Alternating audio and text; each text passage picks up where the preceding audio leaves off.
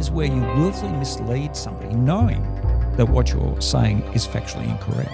I think I lie very well for my profession. What does a liar look like? What does a psychopath look like? I just want to say I hope there's a lot of criminals listening to this. You'll be picking up some good tips. Bradford, how are you today? I'm doing okay, Steve, and yourself? I'm doing fantastic. Another day of deception, lies and truth. That's why we're here. Yeah, I haven't even got out of bed. About those pajamas, by the way. Yeah, thank you. Yes, they're my Milford convict pajamas. I'm just trying to take anybody who's my age back to the convict pajamas. Do you remember those? Convict pajamas, the stripes, obviously. Yeah, no, they were for kids, and they were very much the old Australian convict. So they had the arrows on them, and for some reason, this is I'm probably talking about the early 70s. That for some reason this was like a desirable thing to dress your kid up like a convict. Right, a little bit like bed. Treads. Remember Treads? I remember Treads. Yeah. I remember Treads. Well, For those listeners, they basically car tyres on your feet. yes, and the hippies loved them. Yeah. So but yeah, dress your kid up as a convict and just go. That's our There's some interesting role playing. Yeah, and the kid grows up to be a crook. You go, I didn't see that coming. Mum's fault.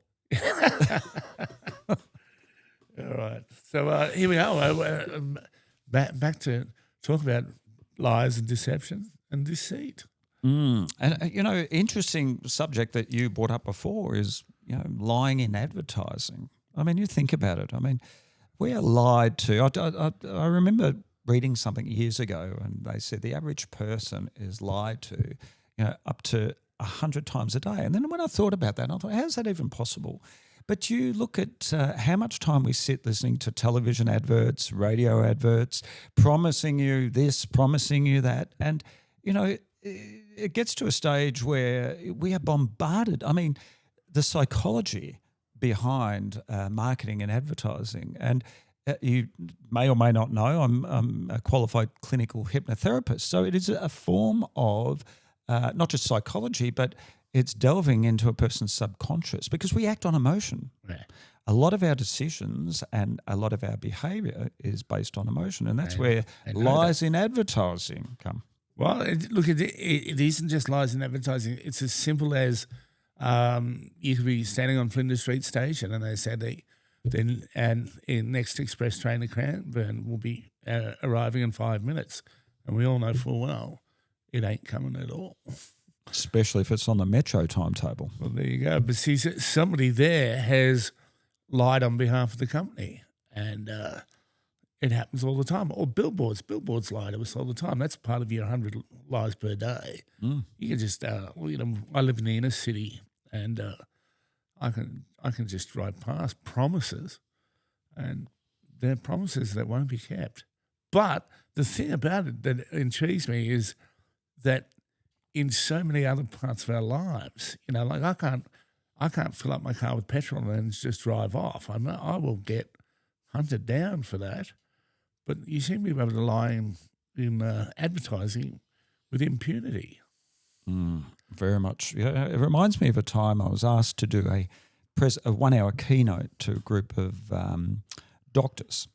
And in the front row of the audience, I was talking about micro expressions and distress signals and so on, and how our face exhibits certain emotions. And during the break, I went up to one of these ladies and I said, "Could you do me a favour?" And she said, "Yeah." "Could you?" I said, "Could you frown?" And she goes, "I am. Botox, no movement at all." But the interesting thing about that was the speaker before me was talking about how this particular product could reverse the aging process. Now, I took particular note of that. I'm thinking, well, hang on, it may slow the process down, but how does it reverse it? I mean, you look at the whole rationale behind advertising. It's to get people to do things that the advertisers want. I mean, how many times have you seen, the lies? This product will change your life. This product will do this. This product will do that. And we want to believe, don't we? And we're very easily influenced by perception, social proof. I went on this particular training program and I lost blah blah blah. So we're often influenced by advertising, and a lot of it is false and misleading. Yeah, I don't want to single anybody out, but I've seen certain stars. I'm going to. Well, I'm seeing certain stars who have advertised weight loss products, who we all know didn't end up losing any weight whatsoever. And again, how do they get away with it? And how many people do they affect? And I find it interesting because I suppose your expertise is very much about observation. You're watching people lie. I'm a professional boyer. That's what I call myself. Well, yeah, I'm just an enthusiastic amateur. So I think that what's happening there for you is that you can detect that, but if a lie is just being kind of done by an actor, how do we know? How do we know what the pitfalls are there? Well, I mean, it's no coincidence in this day and age advertisers use social media influencers to get the message across. You look at Kim Kardashian. Right? Uh-huh. Now, she'll be spruiking this and spruiking that and be getting paid tens of thousands of dollars per tweet and whatnot. But she has a large following. So it's a more direct way for marketers to reach their target demographic. So when you get someone who, a lot of young, easily led and believe everything that a influencer, and we saw this during COVID, influencers had a lot of medical information to dispense about, COVID and about flus and about everything else, and people followed them. Yeah. And, and there was not a lot of, investigation, and people just accepted things on face value. And this is the problem. We're not talking little superficial lies. We're talking about serious lies. And I mean, let's talk about banks. Banks are a classic example of overcharging, fees for things that they didn't do, charging people who had been deceased, and all sorts of management fees, all that type of thing. And you start getting into the realm of, where's their soul? Where's their, yes, we get it's all about profit and whatnot. But, when you're charging people and you're not, and Qantas have been caught out there, some of the biggest institutions have been caught out lying. And I'm talking major scale. No, I'm not just talking little lies. I'm talking about big lies. I'll just take you back just for a second to influencers. Now, people think that influencers are a new thing because of social media. But I mean, I can trace influencers back centuries simply because, the word clique, as in being clicky. Yeah. Yep. And I think it's derived from the word claque. And I think the word claque was a French word. And that was where people were paid to turn up to the opera or to turn up to plays and just be really enthusiastic and just go, oh, this is great. Whoa, yeah, all right. Oh, come on. Amadeus. And it's probably a grey area, but that's kind of deceitful, isn't it? You're just saying this is good, whether it's good or not.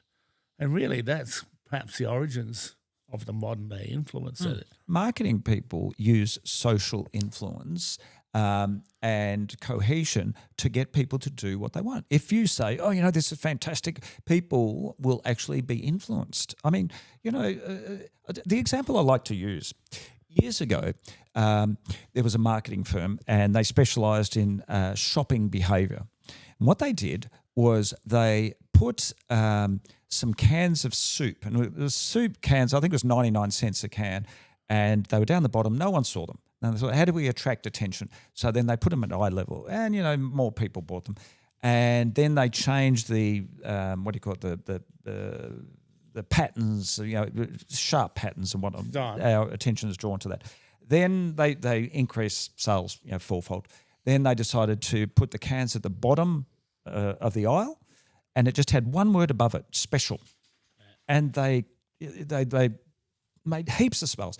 sales. Then the next day they put maximum 3 cans per person, and people were buying 6 cans, yet still 99 cents. Okay. So, we look for social proof. So if one of our champions, an actor, George Clooney advertising coffee and all sorts of stuff, they have followers, people will listen to what they say. But like you said, and there's a valid point, when you get people who are sprouting, all sorts of, products and all the rest of it, and especially when it comes to, medical advice, we saw that during COVID, we have to question, when does it turn from selling and spruiking a product to dangerous behaviour where people blindly follow? Exactly my point. That's like Invictum, but that was the one, wasn't it? And people were suggesting that, people just take weed killer and stuff like that and saying that it could combat COVID. And, there should be some kind of responsibility, some kind of recourse. And this is what I mean about everything that's advertised. It's probably a grey area in what I do because I'm, a professional stand-up comedian, and I kind of portend, or I suggest that it's going to be a very funny show, But if I have a bunch of Japanese tourists turn up who don't speak English, they're going to be very disappointed. They're not going to understand anything I say. Now, have I done something wrong there? Have I made the offer?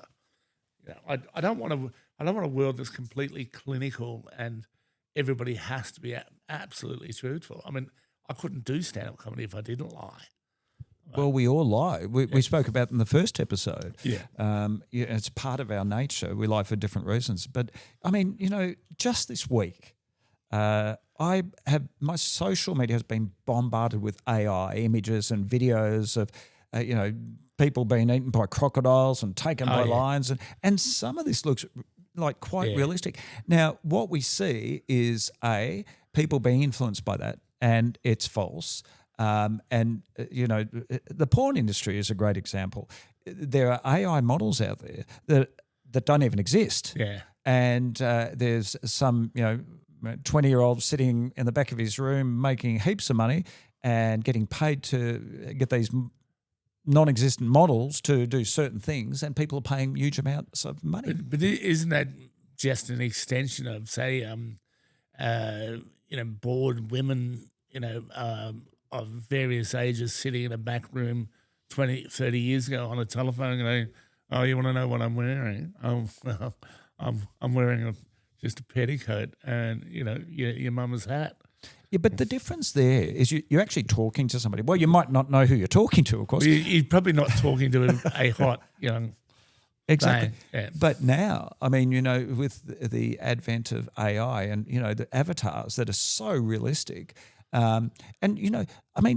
this is, talk about lies in, in everyday life and media.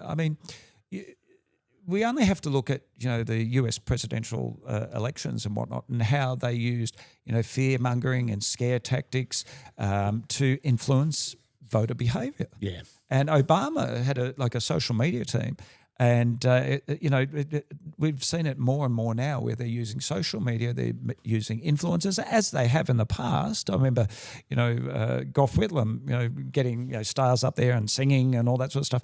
So why do they use it? Hillary Clinton enlisted all sorts of celebrities and actors to, push, Democrats' vote. That was if you don't know what he's referring to, it's the "It's Time." Yeah, the "It's Time" song that was sung by all those stars, which again made the way for the first Labor government in 30 years or 32 years or something like that. And it's not just say in advertising. It's in our financial behaviours. Years ago, I was asked by a very prominent real estate firm, a very high-end real estate firm in Victoria.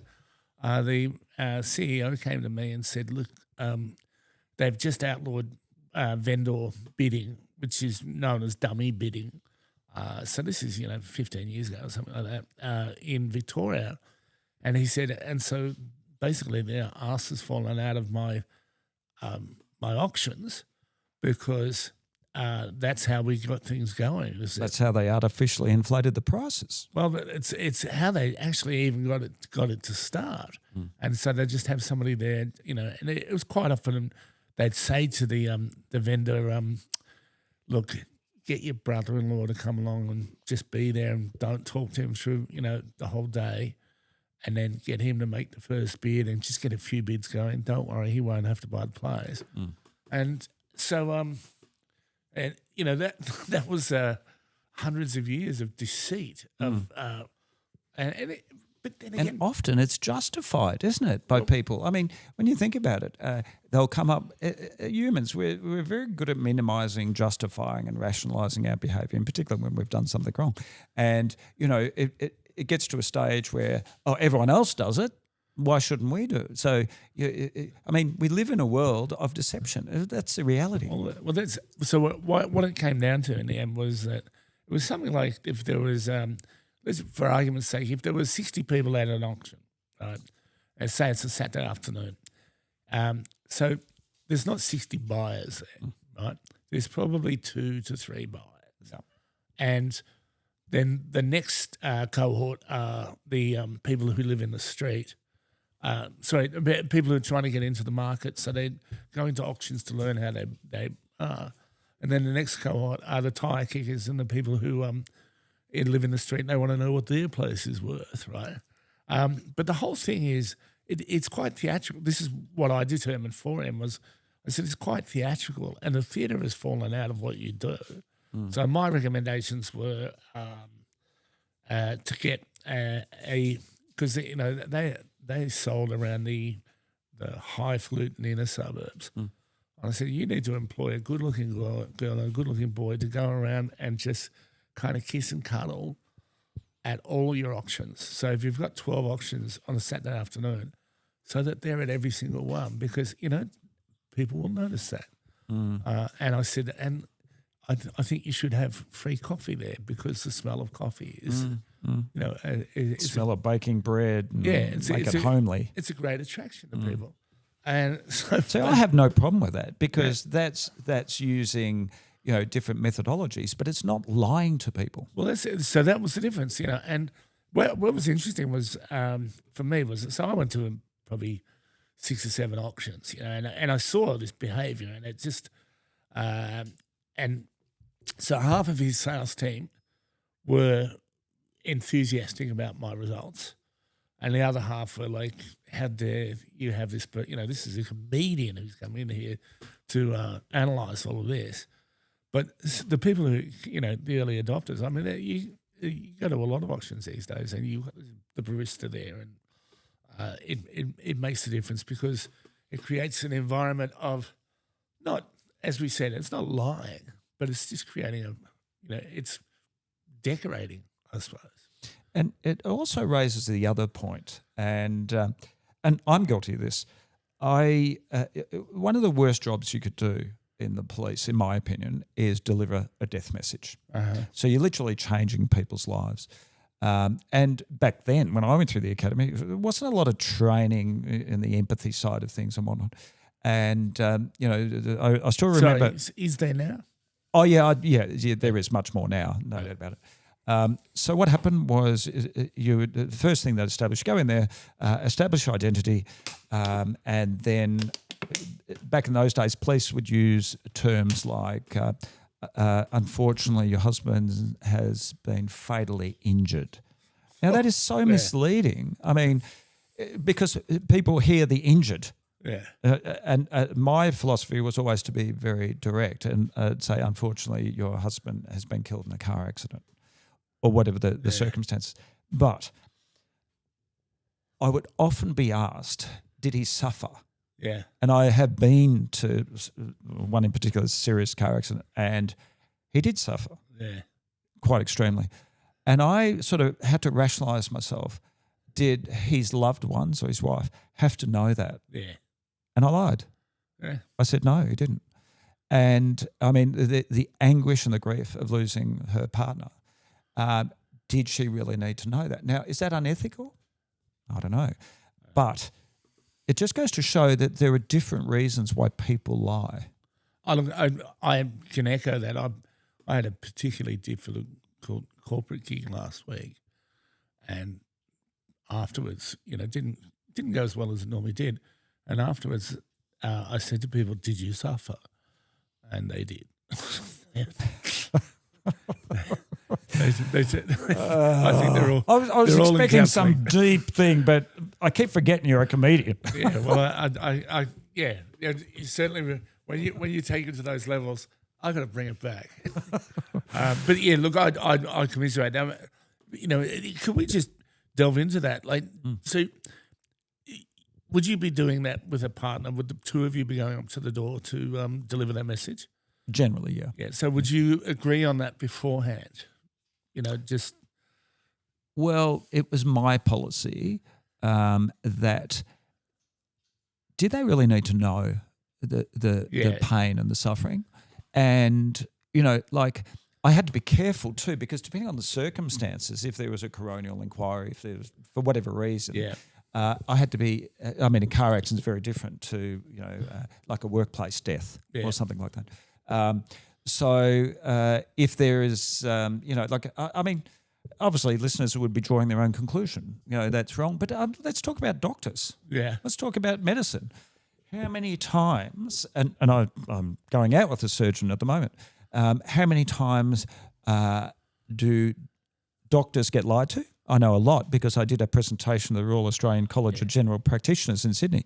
And a lot of them were concerned because people were lying to them because they, wanted codeine and different types of, basically doctor shopping, prescription shopping. But is it a lie when a doctor is treating you, you've got a fatal disease, like pancreatic cancer, say, and you are giving them hope by saying, I've always had a problem with doctors say, how long have I got to live? 3 months or something. How do you know that? I mean, I think you're fine. Doctors won't do that anyway, or surgeons won't do that. But the point is if you lie to a patient and I'm not talking about having a placebo effect. I'm talking about, is it dishonest in that capacity? What's your thoughts there? Okay, so that's interesting. I went with my mother when my mother was diagnosed with lung cancer, and so she'd had the tests and so on. And we went out to this, consulting position, so up from just a GP. And he said he had mum in, and then he came out and he said to me, "Would you like to come in?" And my mum wanted me to go in, and then he said, "Unfortunately, your mother has a terminal illness." And I said, "Well, what's the prognosis?" And he said, "Well, would you like to pray?" Would you like to pay? Pray. Oh, pray. Which is not something. So, and for me, it would have been absolutely. It would have been hypocritical for me to do that. I said no, but he dodged the question, and so I left him to do that. But then once she got to see the specialist, it was just straight down the line, like ballpark dates, but and I think that's how I'd want it. I wouldn't want false hope, But talking about, and just to alleviate that, talking about doctors lying. Now, I think the shoe's on the other foot. Like quite often, when I get told I can see the doctor at 11 o'clock, it's going to be much more like closer to 12. Even though, and to combat that, what I did was, you can get the doctor to come round to your house now. Certain mate house calls. So I booked one in for 9:30, and he turned up at 9:30, and I answered the door and I said, "Look, I'm just a little bit busy at the moment. If you want to sit in the lounge room, and I'll see you as soon as I can." And in fact, There's some magazines in there. You probably recognise them because I stole them from your surgery. Oh dear. Because this is, again, this is because this. So just to pull away from that slightly, because this is the lie of service, right? And this happens all the time, and it's actually led to. You've probably heard the expression, what is it? Under promise, over deliver. Yeah. Right. Now, that happened to me with Specsavers. I got new glasses and they told me 10 working days. And it would be 10 business days before I got my glasses. And I got them in 7, right? And I gave them 5 stars just for coming in early because, and technically they lied, because they said 10 days and it was 7, but I was so happy with them. Well, just recently I went out and ordered a steak. And obviously, you know what I do for a living. Yeah. And I said to the girl, I said, what's a steak like? Yeah. No, sorry, the first question was, what's the most popular steak? And she said, definitely the porterhouse. I said, what's it taste like? And she goes, it should be pretty good. Now, when she said should be, she's telling me what she thinks, not what she knows. So, of course, she's not going to say, well, it sucks, it's the worst thing. And I said, are you a vegetarian? She goes, yeah. Yeah. So, of course, we lie to sell product. We lie to get ahead. We in episode 1, we talked about the different reasons that we all lie. But I guess the issue is that ethical? And let's just go back to the medical side of it. The police side of it. I mean, is it ethical to lie in that context? Yeah. Well, there was something else you brought up there too, which is people lying to the doctor. Now, I know that people lie, as you said, to gain, to like, I want to get some codeine or whatever. But people also lie because they're embarrassed. I don't know if I've ever told a doctor how many drinks I really had. And I think a lot of people don't. And I think you actually put yourself in danger there by not being completely candid, completely honest. Because why? You think you're going to be judged. Yeah. Yeah, and have it as somebody who's... So lying can be to our detriment as well, our physical health. Oh, it sure can. And the beauty of, say, if you go into an emergency, now I've been into A&E, I've had 2 heart attacks, 2 minor heart attacks. I've been into A&E. No such thing as a minor heart attack. Yeah, well, compared to compared to the consequence of a fatal one, it is minor. But what it is that... you get asked a lot of questions, but I very much doubt if they're making much of a difference to, the way you're being treated, because I suppose they're interrogating you, but they're interrogating your vital signs. They're interrogating your natural responses to things. So when they were probing and asking all sorts of questions about, whatever questions they were asking, were you honest with them? Yeah, look, to a degree, but then there's a small part of me. It's just like, I try to be honest, and I try to be accurate. That's the kind of thing with me. Is I try to be accurate. And there's this question that you get asked all the time, which is, on a scale of 1 to 10, how much pain are you in? Right, and which is very subjective too, by the way. I've had no training in it, because I was body surfing at Gunnamatta Beach once back when I was young and fit, and I got dumped off a wave onto the wet cement. Cement. I was in wet sand, and it was just like being dumped 5 foot onto wet cement, and it absolutely crushed, not my scrotum, but my appendage, right? And that's my yardstick for pain. Yeah, right, because that was. And, if somebody said in a scale of 1 to 10, how much, I would have said about 33, well above the 10. It was. So do you do next, when other occasions have happened, do you do some sort of progressive score and say, well, compared to the time I crushed my scrotum, it would be a 7.8? I tend to. They tend to know not to ask me, right? Because you'll tell them. Or I could be lying there and they're going, well, coming out of 10, and I'm going, I'm thinking. I'm just, I'm running through all the. But yes, we lie to them. We just And we put ourselves in danger by not being totally candid. The other side of that equation is that sometimes we get in trouble for being truthful. Right. Could you imagine if, you told your boss what you thought about his or her leadership capabilities? Yeah. Could you imagine how much trouble we would get into if we really told everyone what we thought? You go to your best friend's place and they cook dinner and it tastes like rubber chicken or something, and their feelings are going to be hurt.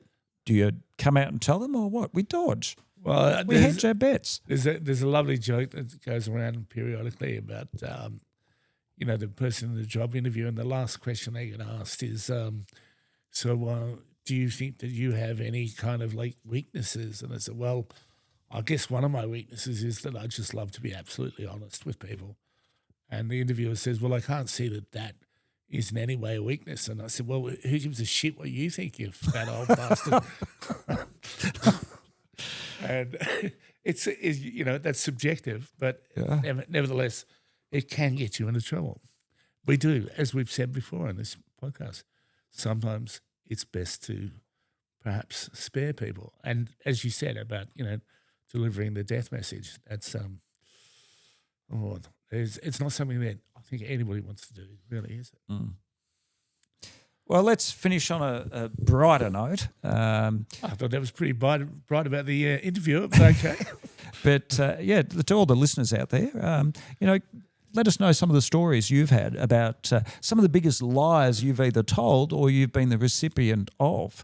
And we don't care. It could be dating, could be everyday life. There's a lot of stories out there, a lot of funny stories. So let's get some of our listeners, letting us know what's happening out there. Yeah, something for us to get our teeth into. That would be great. All right, well, I guess that's us for this week. Thank you. I look forward to our next one. Cheers, Steve. Cheers. Bye. I just want to say I hope there's a lot of criminals listening to this.